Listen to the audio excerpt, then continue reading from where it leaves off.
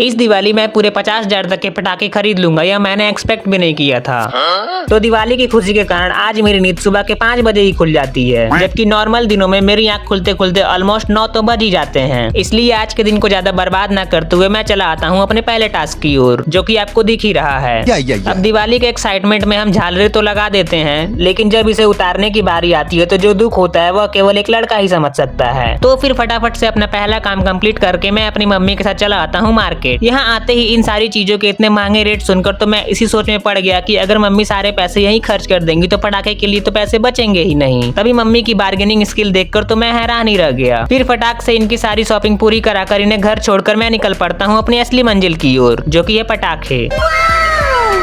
यहाँ आते ही इन पटाखों को देखकर मन तो कर रहा था कि सारे ही खरीद लूं, लेकिन अपने बजट को देखते हुए कुछ पटाखे खरीद कर घर आता ही हूँ तभी मुझे एक और काम मिल जाता है। फिर किसी तरह इन छोटे मोटे काम को जल्दी से पूरा कर नहा धोकर रेडी होते हुए मैं पूजा के लिए बैठ जाता हूँ और लगभग 1 घंटे तक अपनी पूजा कंप्लीट करने के बाद अब बारी आती है पटाखे जलाने की। स्टार्टिंग में मैंने कुछ पटाखे अपनी फैमिली वालों के साथ जला के बहुत इंजॉय किया, लेकिन असली दिवाली तब शुरू होती है जब रात के 12 बजते हैं, क्योंकि इस टाइम मैं और मेरे दोस्त निकल पड़ते हैं पटाखों के साथ मौत का खेल खेलने। फिर अपने दोस्तों के साथ रात के 3 बजे तक पटाखे फोड़ने के बाद मैं घर को निकल देता हूँ। तब तक आप सभी को मेरी तरफ से हैप्पी दिवाली।